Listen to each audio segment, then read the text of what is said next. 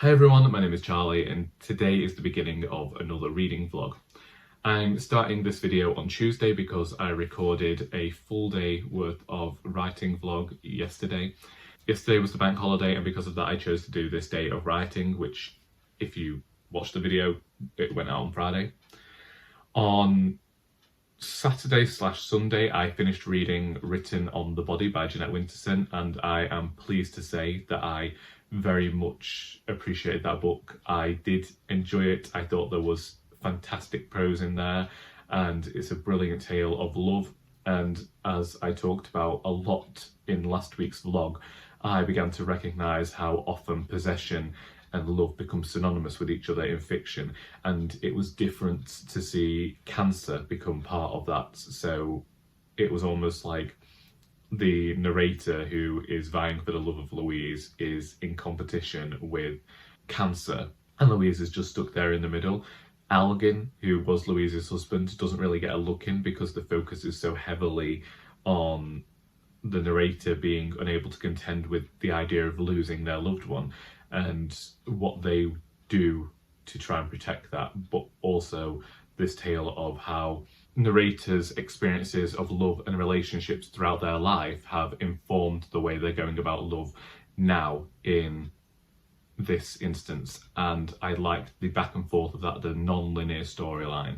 When I think about this book and I thought about the reading process of it, I found that I was reminded of the Deborah Levy living memoir, in which the author would go back and forth and like be in a fixed point in time, say how that reminded her of something and then go back to another point before returning to that point. And I really enjoyed that, and there was something about death and grief that was written in that book that I found myself particularly moved by, and when I get the book next off my shelf I'll read that for this vlog. I didn't do much reading yesterday. I started Streets of Laredo by Larry McMurtry because I really want to read that book this month, but I went back to the beginning even though I got to the page 80 last year, and as I was reading it I recognised that I could still remember a lot of what had happened, and I wasn't as involved as a reader in the first 40 pages yesterday because I could remember where it was going to go. So I was just speeding along to get to the point that I was at when I put this book down last year. But I'm hoping to read more of that today. I'm also hoping to continue with my writing today because I really just want to try and focus on this book, because part of me thinks that I shouldn't spend too much time with this book that I only had the idea for last Wednesday, because I do have Mistakes Me Murder to get back to. So I'm thinking this is like a break whilst I reach the point of choosing to edit. I think I told you that my mother had read the book. She realised who the murderer was in the middle of the book. Last time she read An Heir to Murder, she disagreed with me over who the murderer was, and this time she said she could tell, so I don't know whether I need to go in and make some changes there. I did also consider changing the murderer at some point, and when I did that I realised that I'm still too close to this book. We will see how things are going to go this week. I might be getting the dog out for a walk. I don't know what the sky's doing, if it's just overcast whilst we're waiting for this possible thunderstorm to arrive. But for now, I'm going to go downstairs, I'm going to drink a brew, and I'm going to practice some Italian whilst watching the Books Unbound podcast.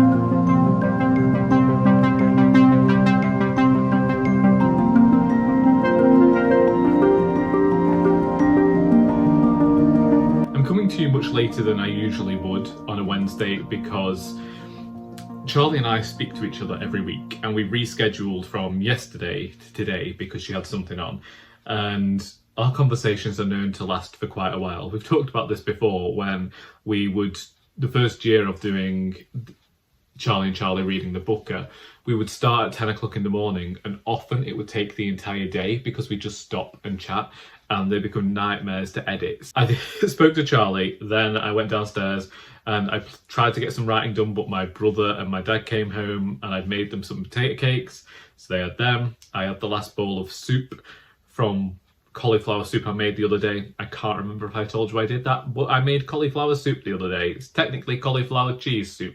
All soups I make exactly the same way. Saute onion, celery and garlic until it's softened, add in whatever veg I'm using, vegetable stock, simmer for 20 minutes, and once everything's cooked, blend it, soup. When last we spoke, I said that there was a quote from Written in the Body that I wish to share with you about death and how it resonated with me, and so I have found it and I am going to share it here. You'll get over it. It's the cliches that cause the trouble. To lose someone you love is to alter your life forever. You don't get over it because it is the person you loved. The pain stops. There are new people, but the gap never closes. How could it? The particularness of someone who mattered enough to grieve over is not made anodyne by death. This hole in my heart is in the shape of you and no one else can fit it. Why would I want them to? I've thought a lot about death recently. The finality of it. The argument ending in mid-air. One of us hadn't finished. Why did the other one go? And why without warning? Even death after long illness is without warning. The moment you had prepared for so carefully took you by storm. The troops broke through the window and snatched the body, and the body is gone. The day before, the Wednesday last, this time a year ago, you were here and now you're not. Why not? Death reduces us to the baffled logic of a small child. If yesterday, why not today? And where are you? Fragile creatures of a small blue planet surrounded by light years of silent space. Did the dead find peace beyond the rattle of the world? What peace is there for us whose best love cannot return them even for a day? I raise my head to the door and think I will see you in the frame. I know it is your voice in the corridor, but when I run outside, the corridor is empty. There is nothing I can do that will make any difference. The last word was yours. The fluttering in the stomach goes away and the dull waking pain.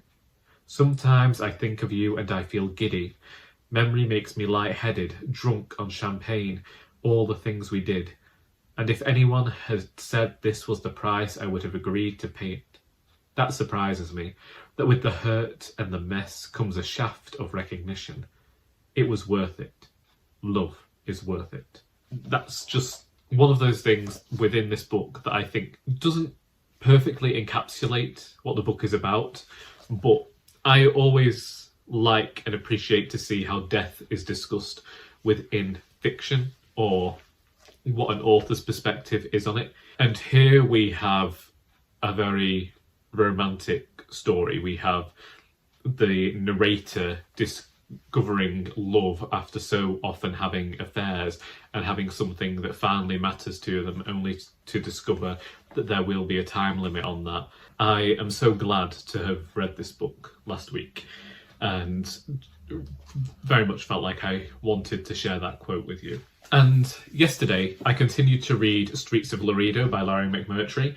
I accidentally opened it at the place where I left my bookmark last year, managed to read to page 140 without needing to go back and remember what had happened. And the reason behind that is because Larry McMurtry regularly goes over what he told you in the previous chapter. It's been pretty easy to get back into. I was hoping to get to page 180 today because, well, 189, because that's where part 2 starts, and then I know that this book is going to take me about a week to read, so we're only going to be reading this book this week and then go into next week with it as well. which I'm not too happy about because I didn't want to see my reading slowed down so much for the month of May. But if it means that I get this book read and off my shelves, then I'll be happy. Not because I'm not enjoying it, but because one of my aims was to read more Larry McMurtry this year. And I have, after this, another 5 books on my shelf by him. The other Lonesome Dove books, another series, and then one standalone. I nearly did DNF this yesterday, but I think that that's because I'm in the mood to be writing at the moment as opposed to reading. Then I decided that any book that I was reading alongside my writing, I was going to feel a certain type of way about. And I had to remind myself that the first 180 pages of Lonesome Dove weren't necessarily writing I enjoyed. It was after I got past the 180 page mark that I began to feel like Larry McMurtry really got into his stride. So I'm wondering whether that's something that he's doing here as well. I'll just have to wait and see, because so far the story hasn't really got started. Cal is still trying to put together his team to go after Joey Garza, the murderer. We did hear some of the things that Garza's got up to, and quite honestly they were difficult to read. Not necessarily him dismembering people, that's par for the course when it comes to this sort of fiction, but leaving 700 sheep to die in trains when they'd done nothing wrong, that seemed utterly despicable to me. But yes, I didn't write any more yesterday. However, I did continue doing some research into this book that I started last week, and when I went on my walk with Sal, I had some more inspiration. A rather funny thing happened, and as soon as it happened, I decided whether or not it was meant to be, it was definitely going in my book because it just felt odd. And it was this older gentleman with exceptionally long grey hair and a very long grey beard in running shorts that were very short and a white vest, looking as though he was dressed like the 118 man, if I'm being quite honest. And he seemed to appear out of the blue because Sally and I had been walking along this path for quite a while with nobody behind us, and it isn't something you can just rush to, is this path, you know, like I can see behind me where I've been walking for about 5 to 10 minutes and there has been nobody on this path, and he just seemed to appear out of nowhere, as I say.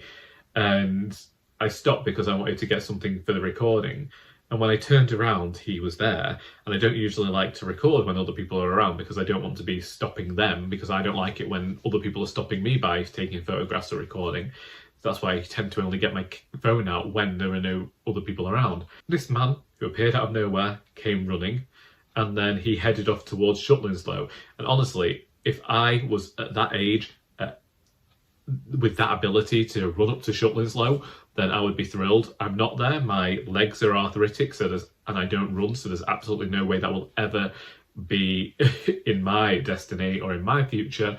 But wow, as soon as I saw that, it had to go into the book, and I am enjoying the planning of it, but I wish I was writing more than I'm writing, because a lot of the story seems to be in my head and just seems to be appearing. But I'm looking for terms, and I'm looking to like nail names down, and I thought I had one yesterday, but I'm going to use it whilst I try and think of something else just to get through the story. And I had hoped to get some writing done today before the writers group tomorrow, but I've got Poems and Pints tonight. It got moved from last week because the venue wasn't able to open, so that's 7 till 10:30. I might be able to get some writing done in bed. I have been known to write in bed before. I feel really invested in this project at the moment, and I don't want to lose that. If I don't see you tomorrow, then I'll see you on Friday. It's entirely dependent on how busy my Thursday gets.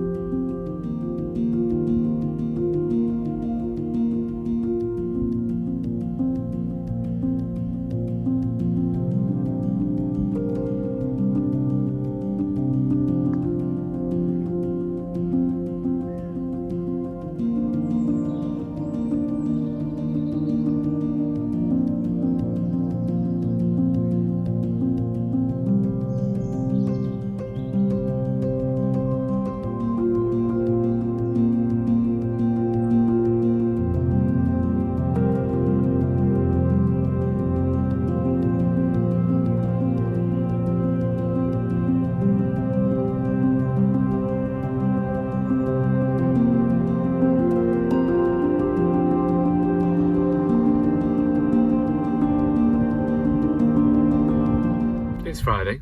I didn't read to part 2 on Wednesday, and I didn't read any more yesterday either.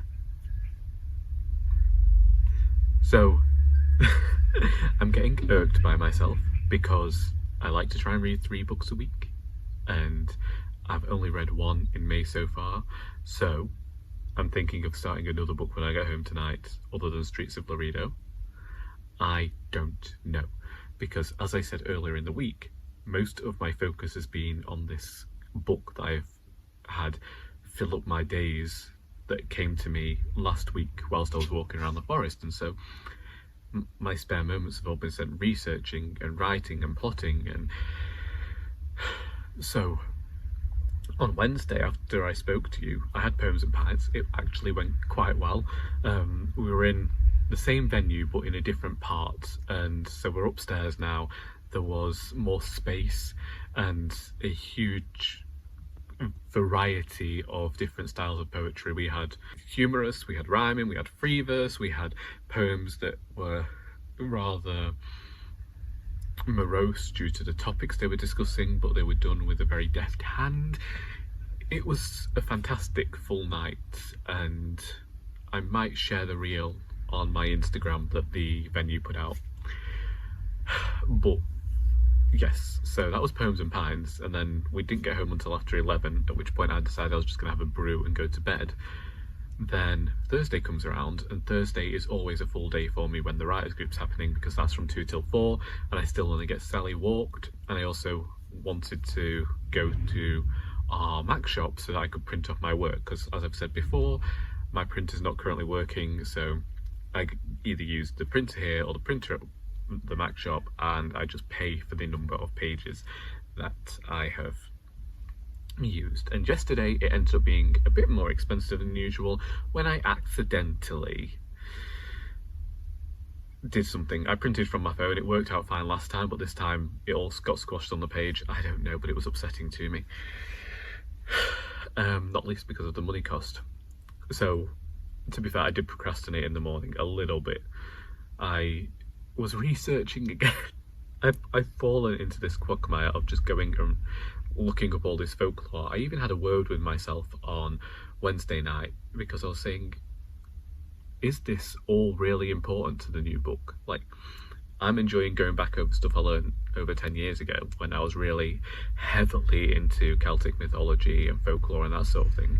But do I need to know all of this stuff? Is it going to inform this book in any way?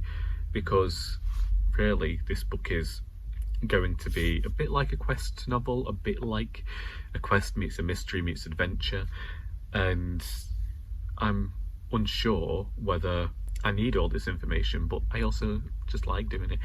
And I've been trying to name a character. She's revealed what she believes her name to be, and she keeps having this vast conversation in my head, which is fantastic, but kind of need to settle on something soon.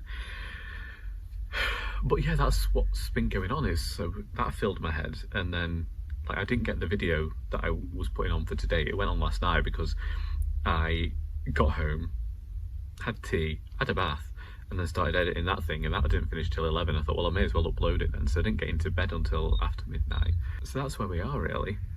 No reading's been done, which is great for a reading vlog, and I think that I'm going to start reading something else, because when I look back on Lonesome Dove, I was reading other things whilst I read that, and as much as I really enjoy that book, I have to get through this 180 pages of this book, and I know that I'm just going to have a negative experience with this book if I don't finish reading another one soon. It's just the way my mind works. So I think we're pushing Lonesome Dove aside again, read something, and just maybe read a few short things, because I really want to read my Elizabeth Taylor. That's basically where we're going with this. I really want to read The Wedding Group, so I think that I'm going to do that over the next few days, hopefully finish that on Sunday, and then see how I feel going into the next week.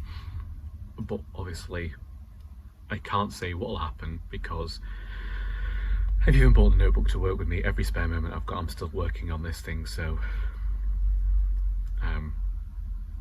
I'll update you tomorrow, I suppose. Oh, I should say that so everything's been about this book, and I mentioned in Friday's video how I was going to read part of it to the writer's group yesterday, and I did. And there was one comment where the person, like, they thought they were being incredibly kind, and I was grateful for that, and they said that the family I was writing reminded them of a certain family from a popular book series. It's going to happen whenever you're writing this. I'm writing a middle grade novel, so I think that any novel of that sort from the last 20 years is always going to get compared to that other huge series from the 1990s. But it's something that I was avoidant of, and literally the family dynamic was based entirely on my family dynamic. 5 children, 2 parents. That's what I was going for. And but otherwise, comments were kind, as they would be, and I just got to I'm going to keep working on it. So that's where we are.